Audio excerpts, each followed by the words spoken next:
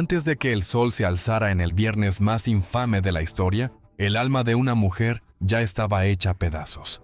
¿Por qué lo divino eligió atormentar los sueños de una aristócrata romana, en lugar de los de un sumo sacerdote? En la quietud pesada y sofocante del pretorio, Claudia Prócula despierta presa de un terror que no tiene nombre. Su piel está empapada por el sudor de una visión tan violenta que desafía las palabras, un asalto a los sentidos que hace sentir que el mismo aire vibra con una frecuencia divina e invisible. Cada gota de sudor que cae de su frente se siente como una gota de sangre inocente que ya mancha el legado de su esposo. Mira fijamente las sombras cambiantes, viendo no los muros de mármol de su habitación, sino las ruinas ardientes de templos y las sombras oscuras de cruces que se extienden a través de los siglos de la historia por venir. Ha visto el rostro del hombre justo, y en sus ojos fue testigo del juicio del mundo. ¿Qué precio debe pagarse por la ambición de un esposo? Si Poncio Pilato firma la orden, ella sabe que no es solo un hombre el que muere, es la paz de su alma, y la gloria de Roma lo que será enterrado para siempre en una tumba eterna. Cómo se detiene una marea del destino con solo una advertencia susurrada. Cuando la primera luz del amanecer roza los fríos suelos, ella se da cuenta de que para el mediodía el mundo cambiará para siempre, y que ella es la única que conoce el costo horrífico del silencio. La pesadilla no fue un caos de imágenes parpadeantes. Fue una revelación divina estructurada que destrozó la comprensión que Claudia tenía del universo. Atrapada en esta visión prohibida, las paredes de su cámara parecieron disolverse dejándola de pie al borde de la eternidad. Lo vio a él, al prisionero conocido como Jesús, pero no era el hombre magullado y golpeado del que se burlaban los soldados en el patio de abajo. En la claridad cegadora del sueño, él estaba envuelto en una luz tan radiante que eclipsaba el sol del mediodía. Este era el Rey de Reyes, no por el decreto caprichoso de Roma, sino por la autoridad soberana de los cielos. Un temor aplastante le recorrió el alma cuando comprendió la verdad horrífica. Este hombre no era un insurgente que debía ser aplastado por legiones de hierro. Era el Creador caminando entre su creación, un rey que permitía ser capturado, atado y quebrantado para cumplir un plan cósmico más antiguo que las propias estrellas Tirios.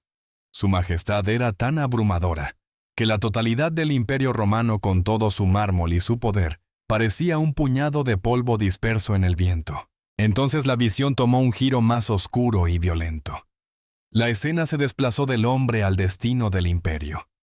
Claudia vio el águila dorada de Roma antaño, símbolo de fuerza invencible, empapada de repente por una lluvia de sangre, hasta que sus alas se volvieron peteadas y fallaron. Los grandes pilares de mármol del pretorio comenzaron a llorar rojo, la piedra resquebrajándose bajo el peso de un juicio invisible. Observó con absoluto horror cómo el gran templo de Jerusalén se convertía en un horno rugiente de oro y fuego, una profecía aterradora de la destrucción total que llegaría apenas décadas después. Pero la parte más agonizante de la visión fue el sonido. Oyó una voz como un trueno rodante que resonaba por los largos salones del tiempo, repitiendo un solo nombre: Poncio Pilato. No era un llamado al honor.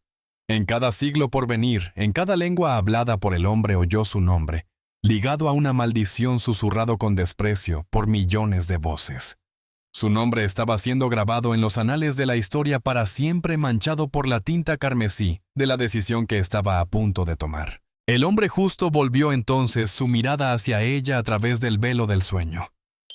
Sus ojos no estaban llenos de ira, sino de una compasión santa y penetrante que exigía una respuesta desde lo más profundo del alma. El peso de su mirada era insoportable. Despojaba sus títulos reales y su orgullo romano, dejándola desnuda ante la verdad. Comprendió en ese instante que si una sola gota de la sangre de este rey tocaba las manos de su esposo, la propia bóveda del cielo se desgarraría. Los dioses de Roma guardaban silencio porque estaban muertos, pero este hombre era la vida misma. Se desplomó en el sueño jadeando mientras la visión le mostraba la finalidad de la elección: o salvar al inocente, o ser tragados por la infamia de las eras. Despertó con un grito, el olor fantasma de humo y sangre aún aferrado a sus sentidos, sabiendo que tenía apenas minutos para detener una catástrofe que resonaría para siempre. El terror de la visión no se desvaneció al abrir los ojos. Al contrario, se solidificó en una necesidad frenética y apremiante. Claudia Prócula se lanzó fuera de la cama sus túnicas de seda, enredándose alrededor de sus piernas temblorosas. La grandeza del palacio, que normalmente se sentía como un santuario de estabilidad romana, ahora parecía una jaula dorada fría, indiferente y asfixiante. Afuera el aire de la madrugada estaba cargado con el olor del polvo y el canto rítmico y distante de una multitud que sonaba más a lobos hambrientos que a hombres. Se precipitó hacia las pesadas puertas de roble de sus aposentos, la respiración convertida en jadeos entrecortados. Tenía que alcanzarlo. Tenía que encontrar a Poncio antes de que la tinta se secara en la orden de muerte. Pero al llegar al umbral su camino fue bloqueado por el hierro frío e inflexible de la guardia romana. Los centuriones se alzaban como estatuas con las lanzas cruzadas en una barrera silenciosa y metálica. «Apártense», ordenó con la voz quebrándose por una autoridad que ya no sentía. El rostro del guardia permaneció como una máscara de piedra. «El gobernador está en sesión en el Bema, mi señora. El juicio ha comenzado. Nadie, ni siquiera la casa, tiene permitido perturbar la paz del tribunal». Las palabras eran corteses, pero la intención estaba clara. Era prisionera del ritual y de la necesidad política. Miró más allá de ellos, viendo las sombras de consejeros y estrategas políticos moverse como fantasmas por los pasillos hombres que susurraban sobre la conveniencia y el bien mayor, mientras la injusticia más profunda del mundo se preparaba a apenas unos cientos de pasos de distancia. Una escalofriante certeza la atravesó. Esto no era simplemente una cuestión de protocolo. Había una oscuridad palpable cerniéndose sobre el palacio, un peso espiritual que buscaba silenciarla. Cada vez que intentaba argumentar, las palabras parecían morirle en la garganta. La propia arquitectura del palacio parecía conspirar en su contra. Los pasillos se sentían más largos, las puertas más pesadas, el aire más delgado. Estaba presenciando una rebelión del alma contra las estructuras del poder. Comprendió que la gente a la que antes llamaba aliados, los sacerdotes, los abogados, los políticos, eran ahora los arquitectos de una pesadilla. No querían la verdad. Querían orden, aunque ese orden estuviera construido sobre la sangre del inocente. Atrapada dentro de los muros de mármol, Claudia sintió cómo las paredes se cerraban sobre ella. El palacio ya no era un hogar. Se había convertido en una tumba de silencio. Corrió hasta el balcón alto que dominaba el patio, sus dedos arañando la baranda de piedra hasta sangrar. Desde allí podía ver el brillo distante de los cascos romanos y oír el rugido atronador de la multitud gritando para que liberaran a un asesino y mataran a un sanador. La ironía era una hoja dentada en su corazón. Era la mujer más poderosa de Judea y aún así era absolutamente incapaz de cruzar un pasillo para salvar a su esposo de una ruina eterna. La rebelión espiritual dentro de ella se encontró con la fría rebelión de un mundo decidido a permanecer ciego.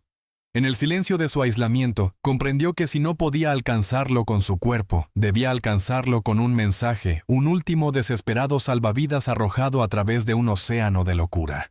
El tiempo ya no era una secuencia de minutos. Se había convertido en un recurso que desaparecía desangrándose con cada rugido de la multitud afuera. Atrapada detrás del muro de guardias, Claudia giró sobre sí misma en su cámara, sus ojos buscando frenéticos una forma de tender un puente sobre la distancia imposible entre ella y el estrado del juicio. Se lanzó hacia su escritorio, las manos temblándole con tanta violencia que hizo caer una lámpara de plata al suelo. Alcanzó el tintero, pero en su prisa desesperada la manga enganchó el borde y el líquido oscuro se derramó sobre el mármol, una mancha negra extendiéndose como la sombra de la muerte. Ya no había tinta. El palacio, el mundo e incluso los objetos inanimados parecían conspirar para mantenerla en silencio. La desesperación la empujó más allá de los límites de la razón. No la silenciarían.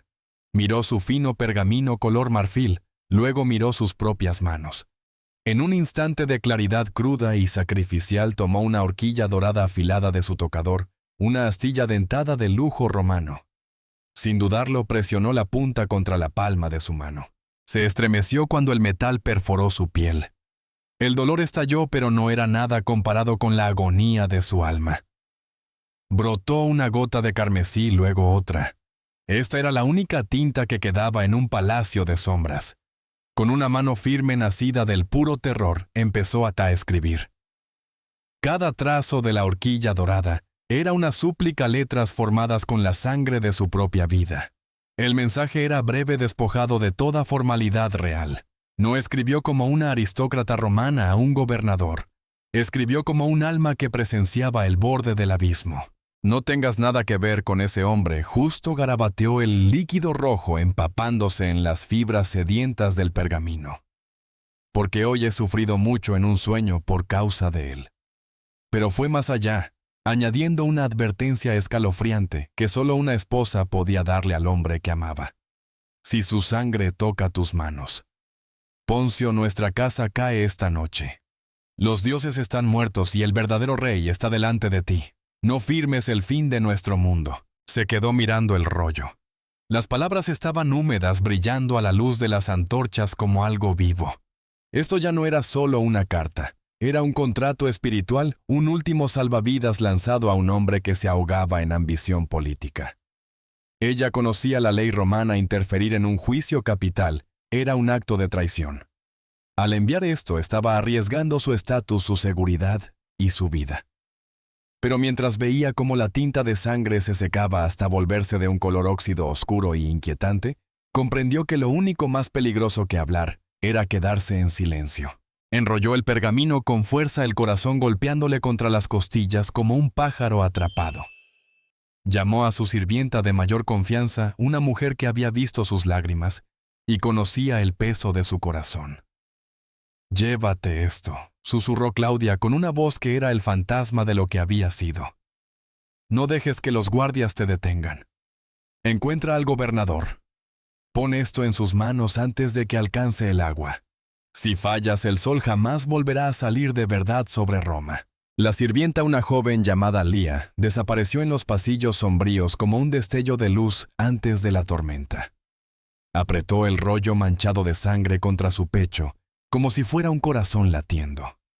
Para llegar al bema, el estrado del juicio tenía que descender del silencio aristocrático del palacio superior al horno sofocante y caótico del patio inferior.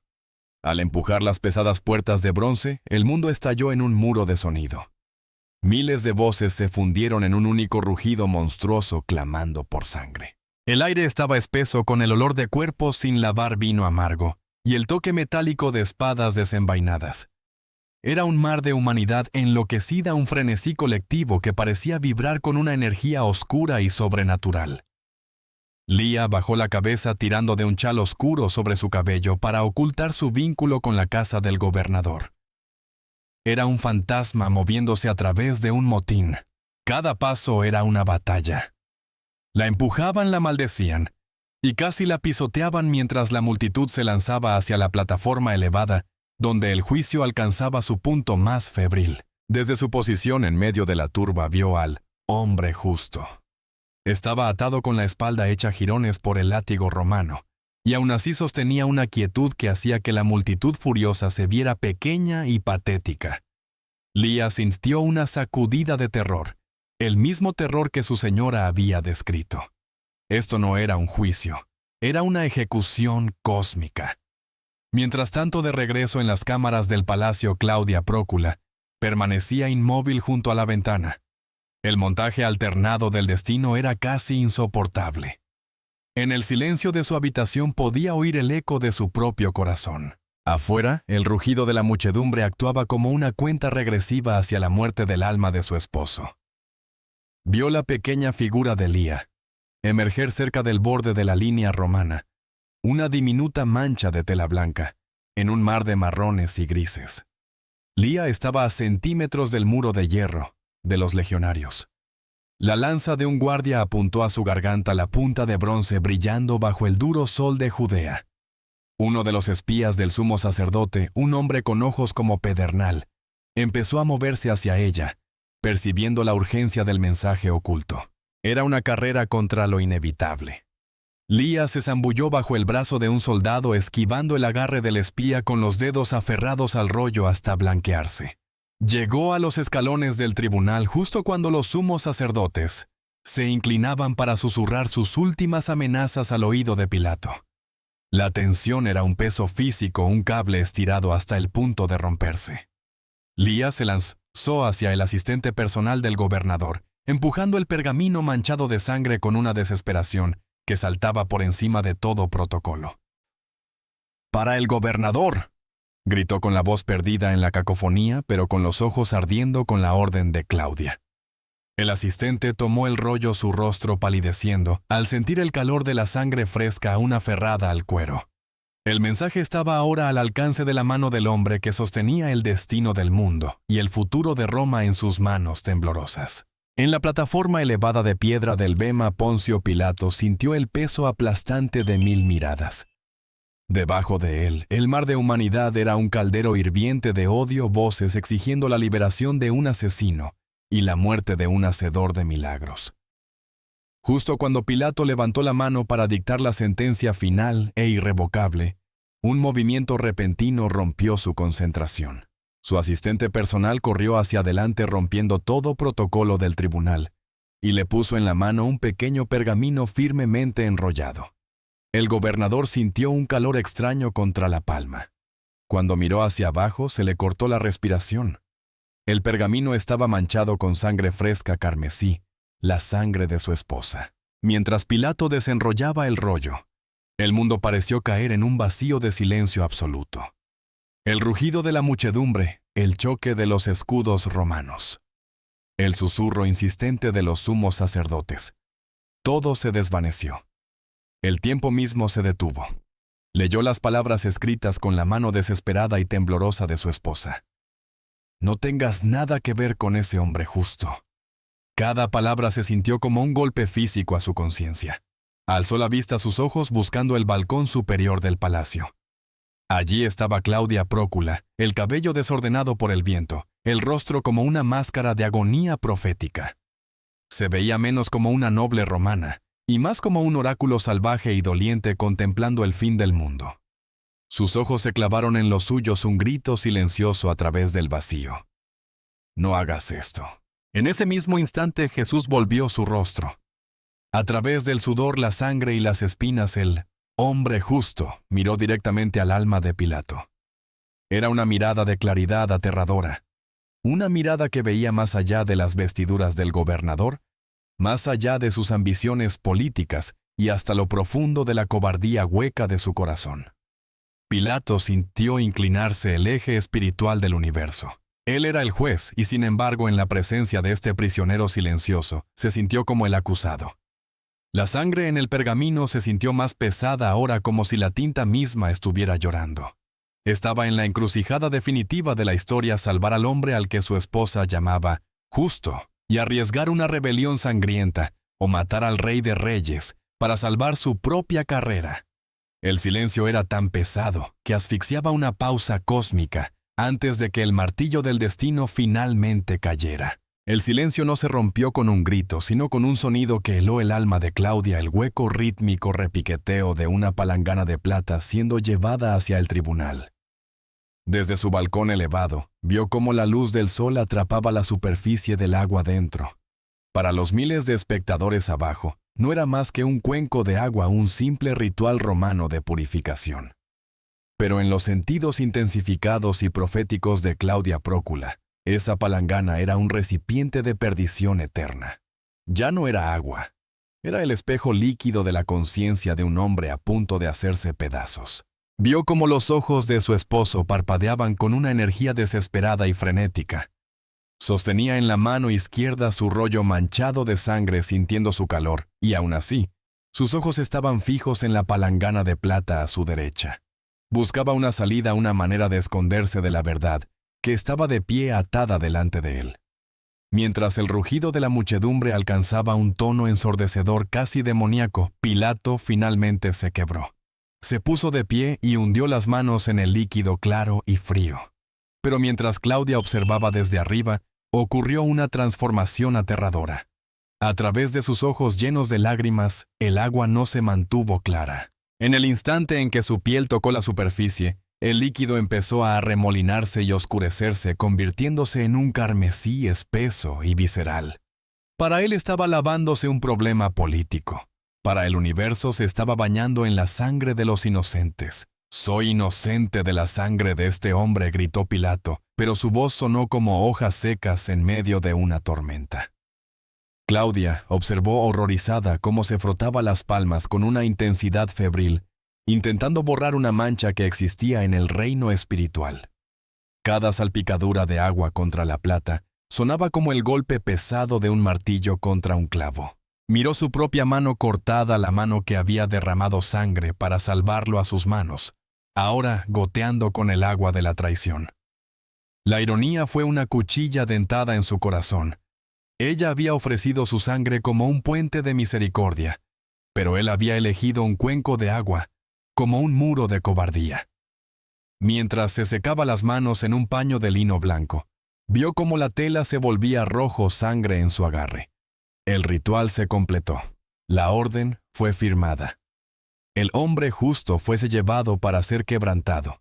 Y cuando el cielo comenzó a tornarse de un púrpura antinatural amoratado, Claudia supo que ninguna cantidad de agua en el Imperio Romano podría jamás lavar la sombra que acababa de caer sobre sus almas.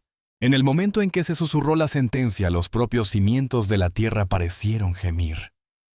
Claudia miró desde su balcón paralizada, mientras el hombre justo era llevado bajo el látigo pesado de los centuriones. El aire se volvió antinaturalmente frío, un frío cortante que atravesaba la piel y se asentaba en lo profundo de los huesos. Al mediodía, el sol no solo se apagó, desapareció como si el ojo de Dios se hubiera cerrado de dolor. Una oscuridad espesa y sofocante se tragó Jerusalén, una negrura tan densa que podía sentirla contra el rostro como un sudario. La multitud que solo horas antes rugía con sed de sangre, cayó en un silencio aterrorizado y tambaleante. La fiesta se había terminado. El ajuste de cuentas había comenzado. Desde el palacio Claudia sintió el primer temblor, una vibración baja y gutural desde las profundidades de la corteza de la tierra. Luego, el mundo se abrió en dos. Un terremoto violento rompió el silencio, derribando estatuas de dioses romanos y resquebrajando los pesados pilares de piedra del patio. A lo lejos, un sonido como el desgarrarse de 1000 velos resonó desde el templo. Claudia lo supo por instinto, el límite entre lo sagrado y lo profano había sido destruido. Se quedó en el pasillo completamente oscuro, sosteniendo una lámpara titilante que proyectaba sombras largas y danzantes. Su esposo Poncio pasó tambaleándose junto a ella con el rostro ceniciento, las manos aún temblorosas, aún oliendo al agua que no había logrado lavar su pecado. No hablaron. Ya no quedaban palabras para un hombre que había cambiado la eternidad por un instante de paz política. En los últimos y sobrecogedores momentos de la visión, la oscuridad se rompió con un único y punzante destello de relámpago. Por el latido de un corazón, toda la ciudad quedó iluminada por una luz azul fantasmal. Claudia vio la silueta de 3 cruces en la colina del Gólgota, nítidas y aterradoras, contra el cielo amoratado. En ese momento sintió que el peso se levantaba no porque la tragedia hubiera terminado, sino porque el sacrificio se había consumado. El hombre justo estaba muerto, y aún así el aire parecía cargado de un poder nuevo y aterrador. Miró su propia mano. La herida que se había hecho para escribir la advertencia había dejado de sangrar. ¿Era una cicatriz ahora una marca permanente del día en que intentó salvar a Roma de sí misma? Cuando empezaron a caer las primeras gotas de una lluvia negra, Claudia Prócula comprendió que mientras su esposo se había lavado las manos de la verdad, ella había sido lavada por ella. El mundo que conocían había desaparecido, sepultado bajo la sombra de la cruz. Las sombras del Gólgota no se desvanecieron con el atardecer. Se alargaron hasta consumir la propia existencia de Poncio Pilato. En pocos años, la paz política que había comprado con sangre se volvió ceniza. Llamado de regreso a Roma en desgracia tras una masacre brutal en Samaria, el otrora orgulloso gobernador se vio despojado de sus títulos y desterrado. La historia sugiere que fue empujado a la locura por el olor fantasma de agua y sangre que ningún perfume podía ocultar. Impulsado por una mano invisible, Pilato se quitó la vida, un suicidio nacido de una culpa que los dioses de Roma no podían perdonar. La leyenda dice que su cuerpo fue rechazado por cada río al que lo arrojaron, hasta que fue enterrado en las oscuras profundidades de un lago de montaña, donde el agua aún se agita con su inquietud eterna. Pero para Claudia Prócula, la oscuridad de aquel viernes fue un comienzo, no un final. La cicatriz en su palma se convirtió en su insignia de honor, una marca del día en que eligió la verdad por encima del imperio.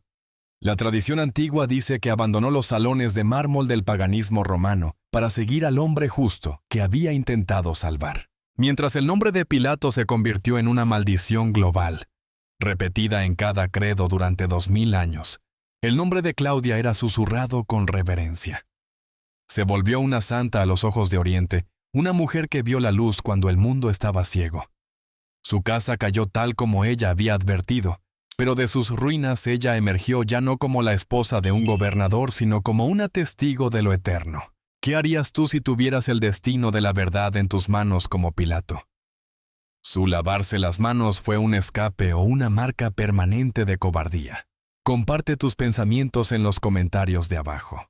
No olvides darle like y suscribirte para más historias ocultas de la Biblia.